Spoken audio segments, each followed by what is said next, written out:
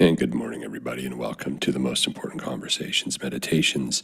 We run these meditations Monday through Fridays every week. The overarching theme of the meditations is liberation.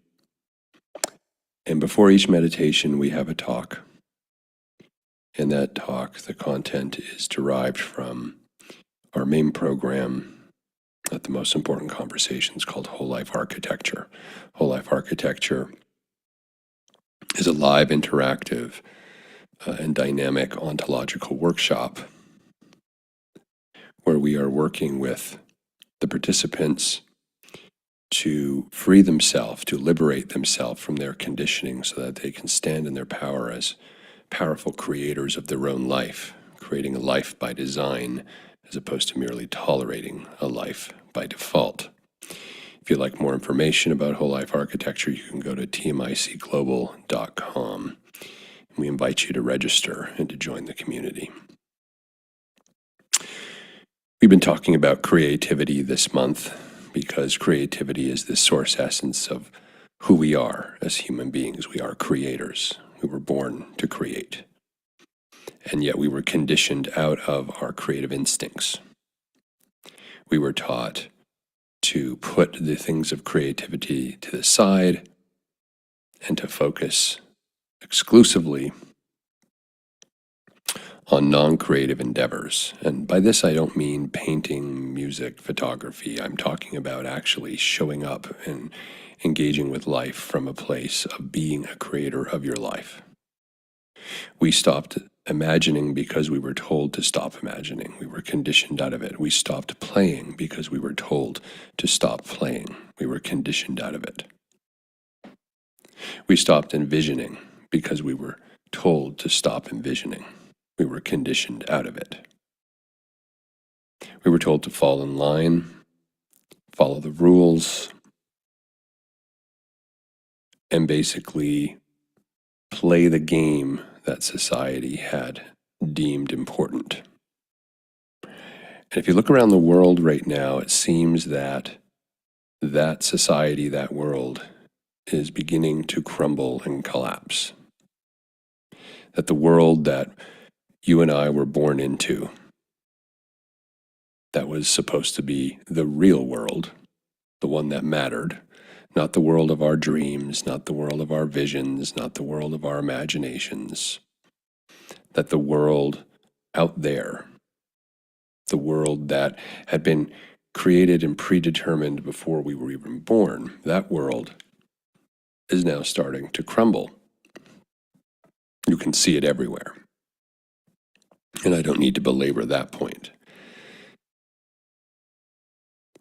And so we've been talking about creativity because we enter a moment where there has probably never been a more opportune time for you to consider recreating yourself.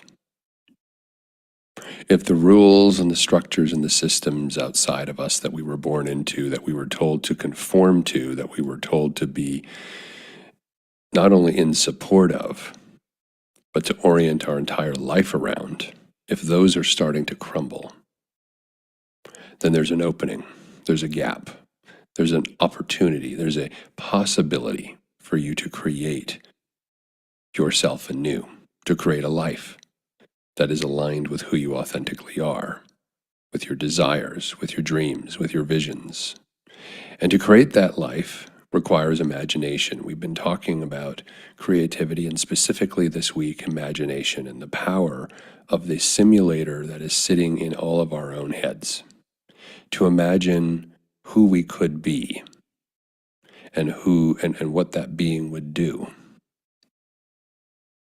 To imagine a life that aligns with who we authentically are, that doesn't need to even look like the life we had.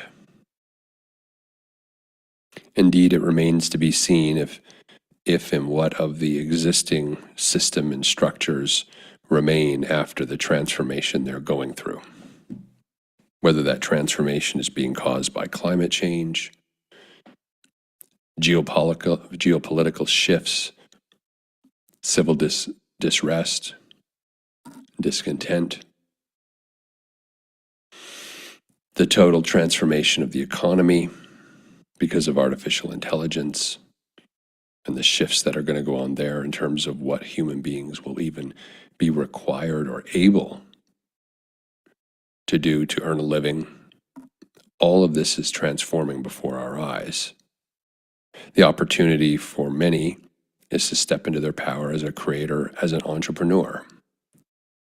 For others, it might be to leave the office job and write that book, take up that art career, become a musician. For others, it might be creating with their hands. Maybe they'll go into a trade. We may be entering a time again when guilds start to emerge. We haven't been there for a few hundred years because artificial intelligence can handle a lot of the more logical left brain cerebral type stuff, which means if we don't need to be stuck in our left brain, we can exist in our right brain, which is our center of creativity, emotion. I've said many times in our program, Whole Life Architecture, that when you think about it, ultimately the only thing that exists is an idea. Because everything has been made up and created that we experience in the world without, the world of effects, the world we interact with and see and perceive and experience with our senses. Prior to anything existing in that world, it began as an idea. And ideas are generated and received through our imagination. They're worked on in our imagination. We have a powerful creative simulator in our mind. No different than a flight simulator, as I've been sharing over the last couple of days. The brain doesn't know the difference between a simulation and the so-called outer world that it perceives and interacts with sensorially through the senses. Anything you can imagine, said C.S. Lewis, has already existed. Meaning, because it exists in your mind, it exists, and it's just a matter of time before it manifests into physical space. This is sort of analogous to the distinction between ice, water, and water vapor, or water gas. The idea is like the water gas or the vapor. It hasn't crystallized, it hasn't solidified, it hasn't formed into something that the sensorial world can interact with. But as it moves from water vapor to liquid water, it begins to take form and shape. And as that idea then crystallizes and hardens into ice, it becomes a physical object that we can sensorially interact with. Ideas are like the gas. If you can imagine it, if you can imagine the chair you're going to create, it already exists. It's just a matter of time before you go through the actions to actually shape it, carve it, assemble it, so that you can interact with it in physical space. Same with the cars and the computers and the TVs and the planes and the roads and the buildings. Everything has been made up. Everything has been created. Everything began as an idea. And that means everything that we experience is the artifact or product of someone's imagination. So imagination is your superpower. And yet we've all been taught to shut it down. Why would that make sense? Well, it would make sense if you don't want to disrupt the existing order that is. Or you don't want to have too much disruption.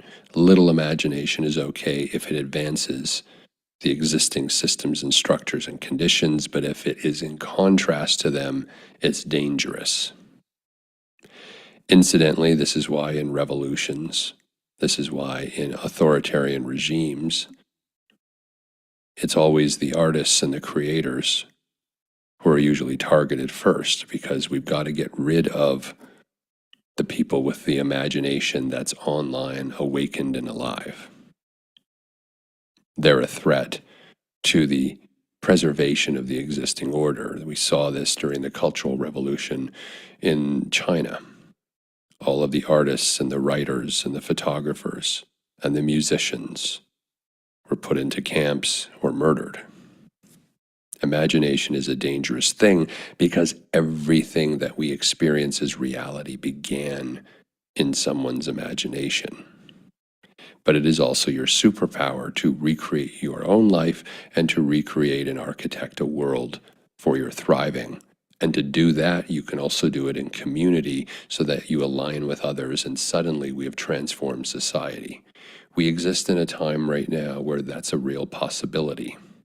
Because as I said, the existing systems and structures are fracturing.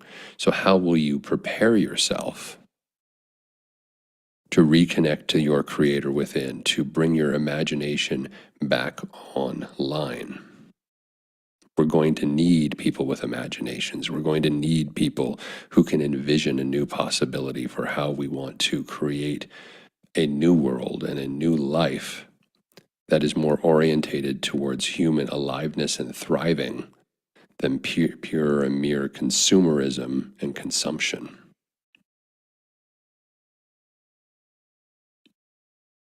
I saw this interview on a podcast recently where the individual who was being interviewed was saying that there's been a lot of research just in the last year about how people are becoming disinterested in almost everything.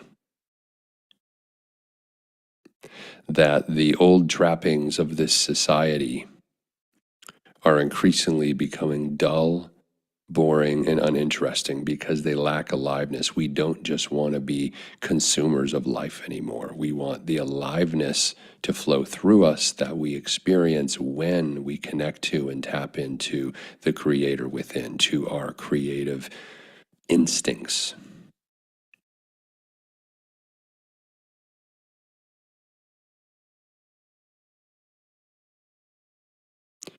So consider this morning,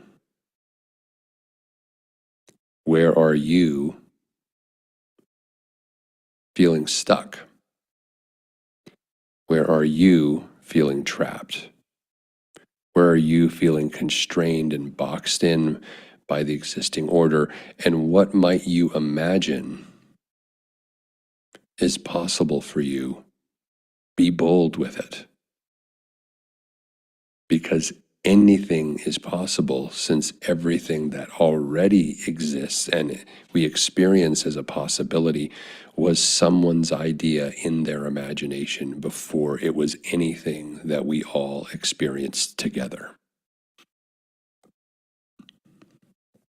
Part of the reason we hold the whole life architecture sessions, which we've been doing now for 8 years, is to start to build a community of awakened, thriving creators, both of their own life and then the impact that they can have in their surrounding community. We need more people imagining new possibilities, because as the old order breaks down, something has to replace it. We know that nature abhors a vacuum. What will fill that vacuum?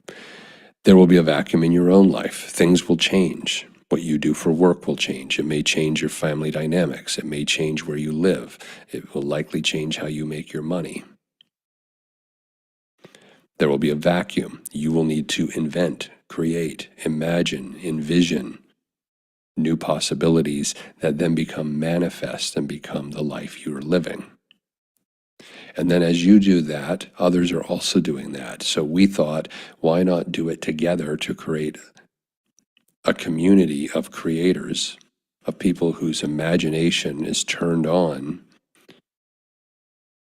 to support one another, to learn from one another, and to start to build a community for thriving.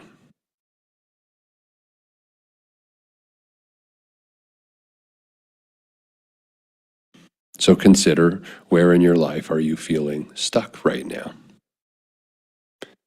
The path out of it is your imagination. In whole life architecture, we teach you how to use your imagination, how to bring it back online, how to work with ideas, how to connect to the creator within. This may seem foreign to you because it's been conditioned out of you, but I promise you, when you were a child, you did it naturally.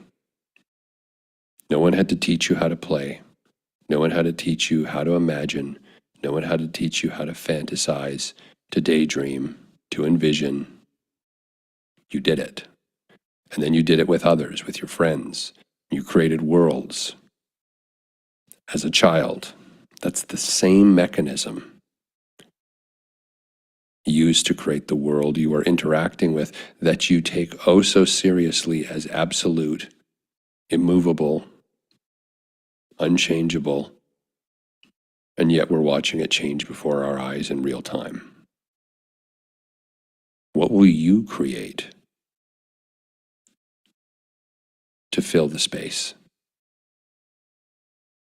to fill the vacuum as the old system collapses around us? You have a say in this if you choose to. Or you can just go along with what other people currently in positions of what I would call desperation and a desperate power. They are in a position of power, but the power only exists in the structure of the old order, and they are beginning to get increasingly desperate as that order collapses. Will we create a society and community of thriving? Will you create a life of thriving? Imagine what is possible without the constraints of the old system and the old structure. And there's going to be discomfort, and it's going to require effort, as all creativity does. It's always uncomfortable when the predictability of the old system and structure collapses, whether that's at an individual level in your own life or at a macro level as a society. It is always uncomfortable because we step into the unknown. What will replace it? What will happen? How will I do this or accomplish that? Does that even matter anymore? Does accomplishing those things even matter anymore? How might the rules change? We can either be bystanders at this moment, or we can step into our power as creators, turn on our imagination, and begin to interact and collaborate with others and build community.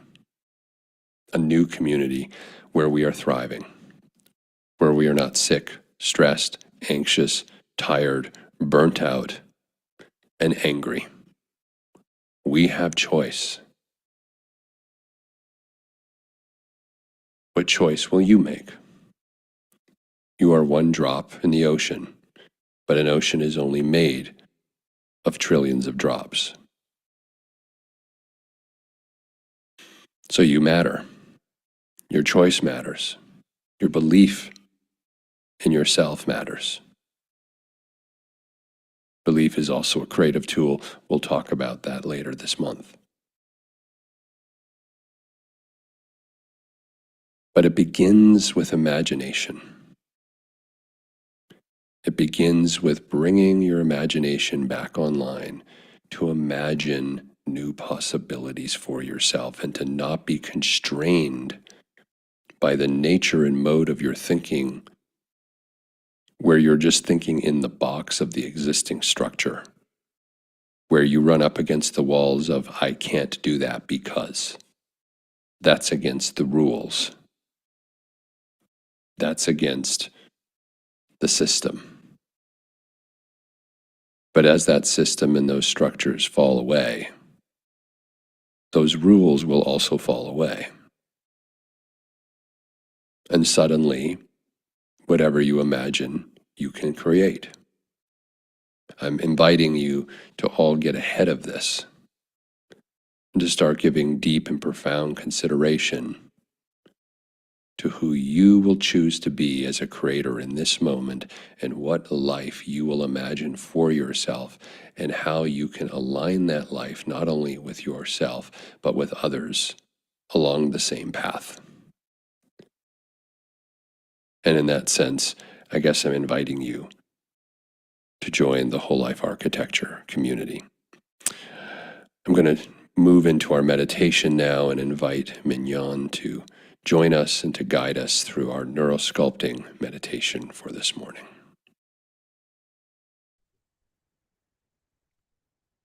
Good morning, everyone. Thank you so much, Chad.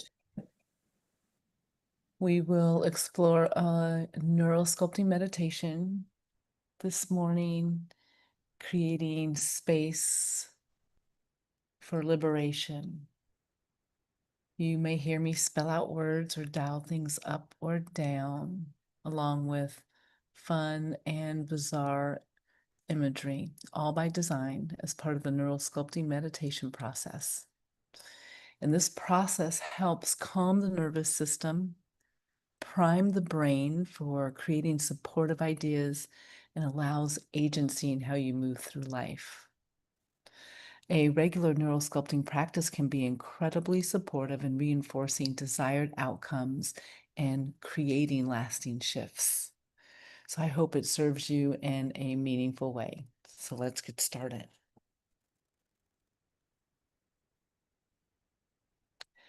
And for the next 20 minutes or so, we're going to go on a meditation journey together.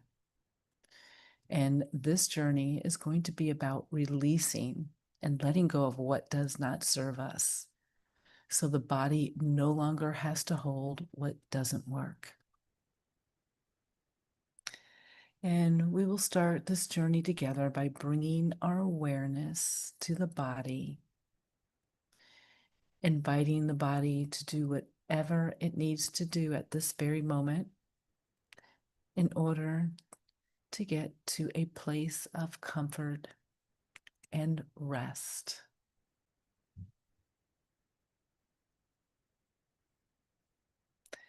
You might like to adjust the cushions, roll out wrists or ankles, or allow the shoulders to drop.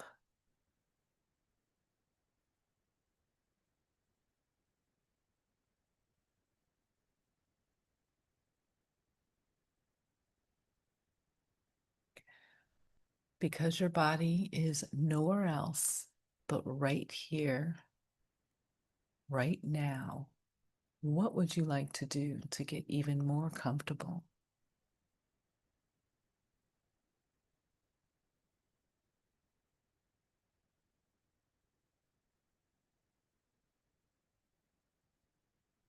Maybe it would feel good to take a long, deep breath in and slowly exhale, letting the air flow out through your nose and mouth, feeling your breath smooth and warm as it's released into the space around you.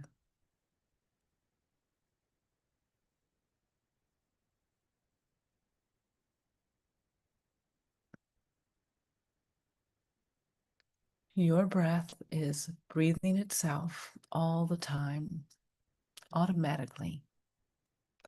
But with your awareness, you can notice that, and you can influence the flow of your breath as it flows in and out.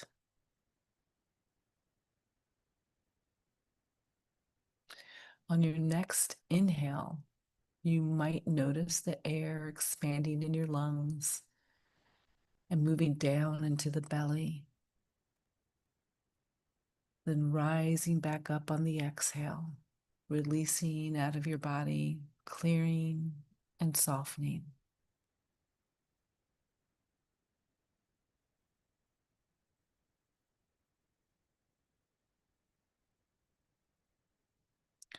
Your breath is doing an amazing job as it naturally and predictably flows in and out, filling you and emptying you.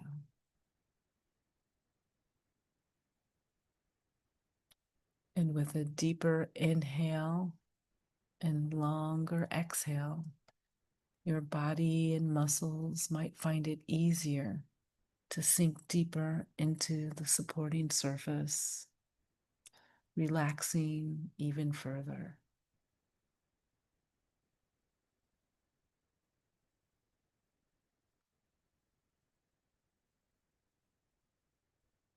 And with your awareness, you might want to connect even deeper, releasing any tension and allowing the body to sink even deeper onto the cushion or chair or ground.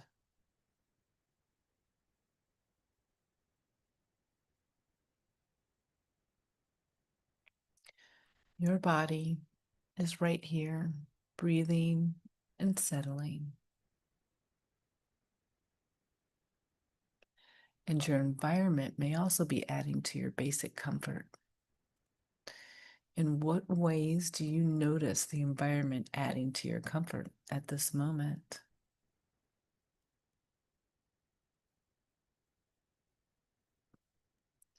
Maybe it's a cozy chair or a favorite plush blanket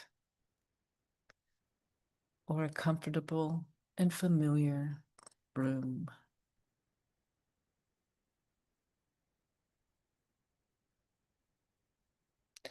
Maybe knowing all of your needs are met at this moment is comforting. You have food and water and shelter, and your breath is breathing, and your organs are functioning.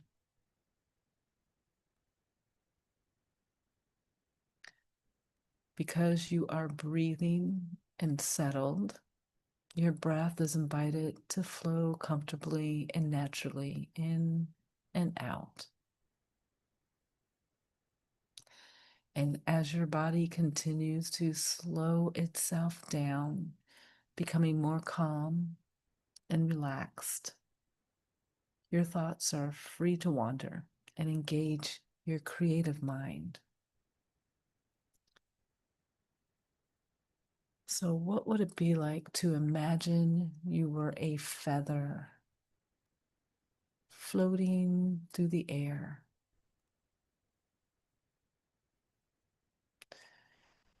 Maybe you're picked up by a breeze.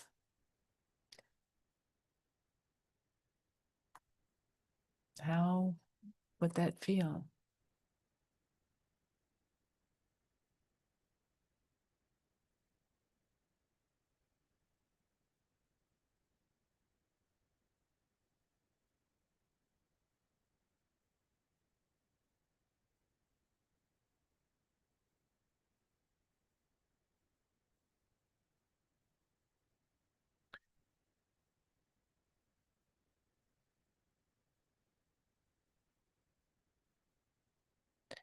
Or maybe it would be more interesting to imagine being a tree. What kind of tree would you imagine being? Would you be a new sapling or a large redwood, hundreds of years old?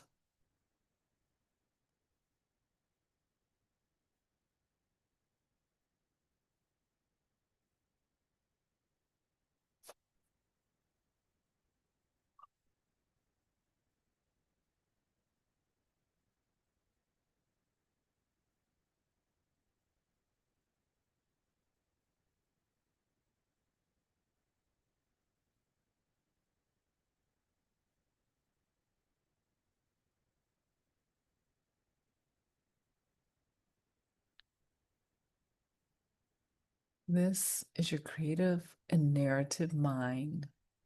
Your body is always listening. And because your body is listening so well, I would remind you that you are the author of this journey, you and only you, no one else, on a journey to identify and release what does not serve you. So I wonder if you might bring to mind a simple STRESS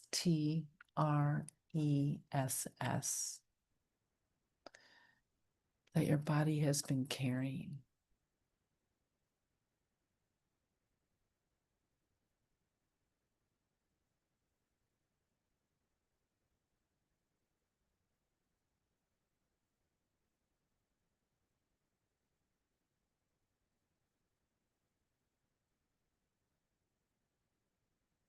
This might be recent, or it might be something that's been ongoing.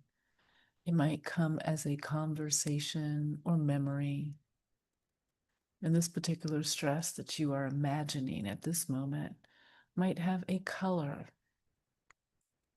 Maybe it's red or a deep green or striped or something else.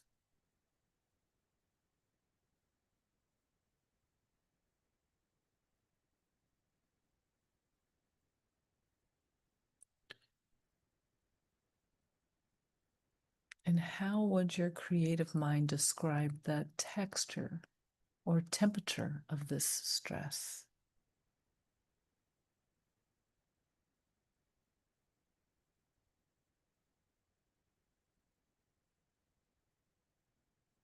Maybe it's rough, like gravel, or sharp like shards.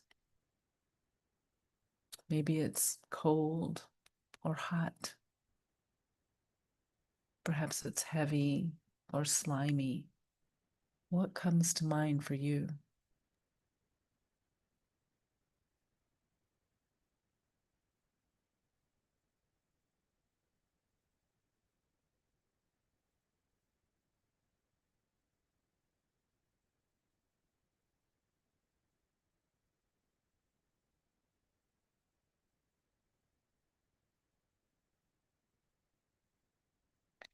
And all the while, your breath is breathing itself and your body is supported, and you are exploring and identifying and imagining.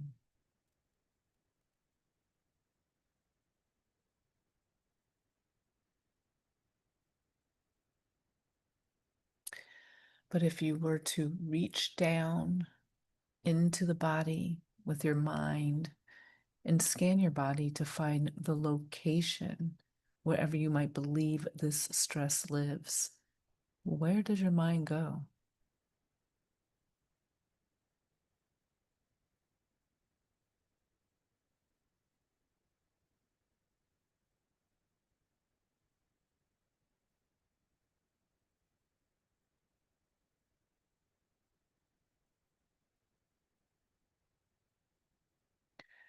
Are these colors and textures heavy in your belly or sharp in your back? Maybe it's cold in your hands or feet.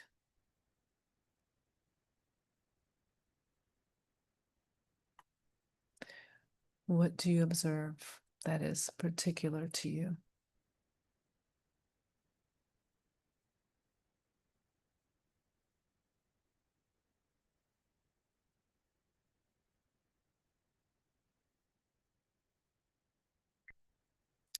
You might remember how well your body listens to your thoughts.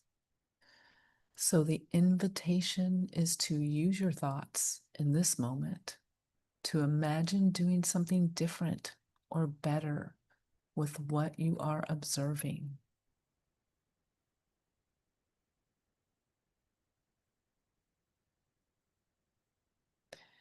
If what you are observing is stuck and heavy and slimy, perhaps you imagine melting it, letting it slip right out of you.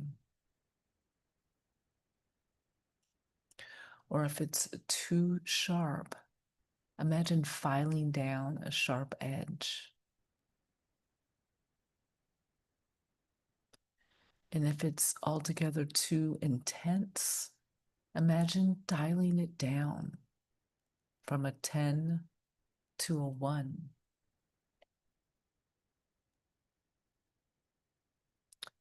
What does your creative mind get to do at this moment when you give it permission?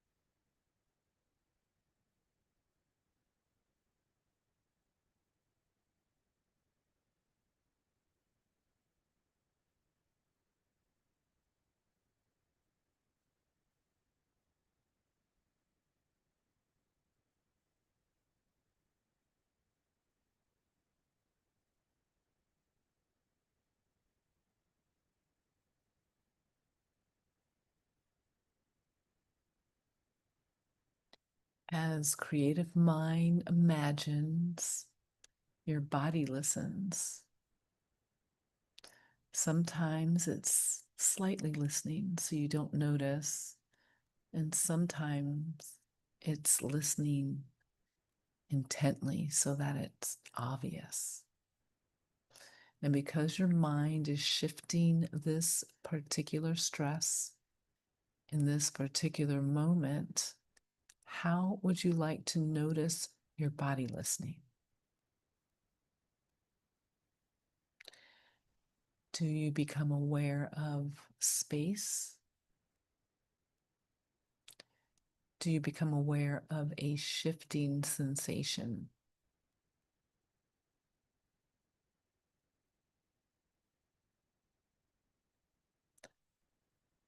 Maybe a muscle somewhere softens. What do you notice?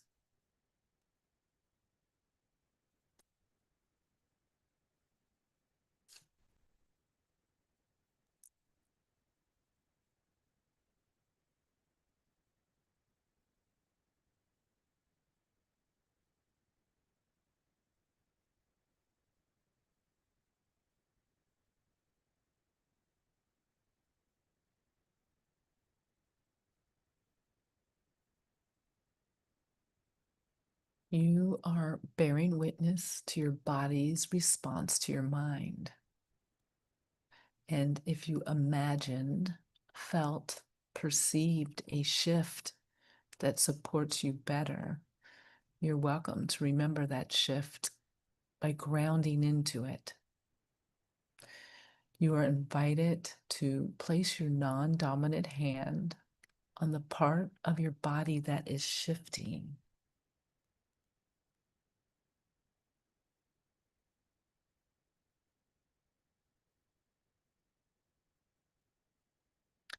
Or instead, you're invited to make a hand gesture, reminiscence of this moment, so that when you make it tomorrow, you're reminded of that shift you experienced today, embodying this shift with your own hand.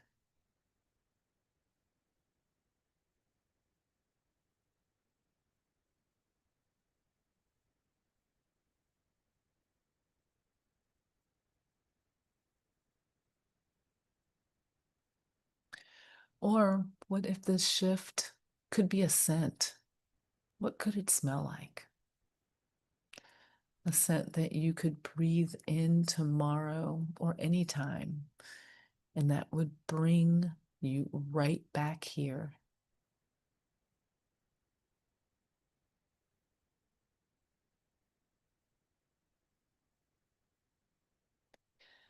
And you're invited to use your next few breaths to settle into this shifting change, inviting it to expand or continue shifting if that's comfortable.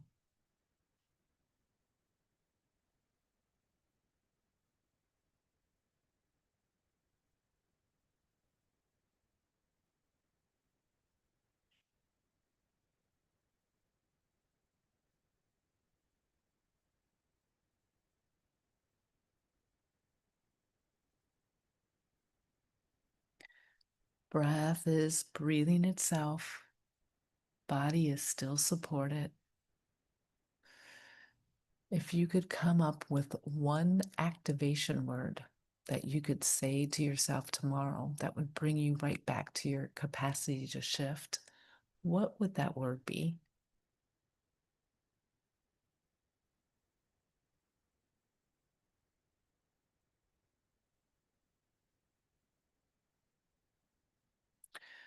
This might be a word that means something to you, or it might be totally crazy. Imagine if it could be a license plate or spelled out on bold letters across the sky.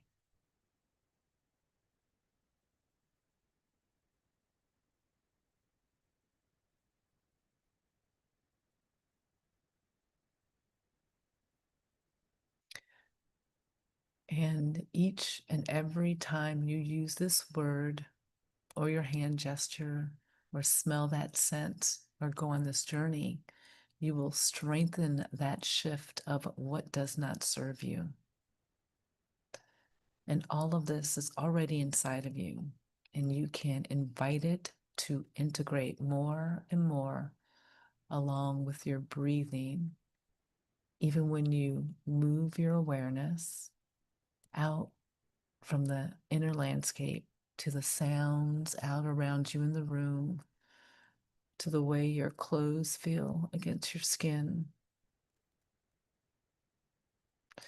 You're invited to take a few more breaths at your own pace and gently open your eyes when you're ready to end your release meditation.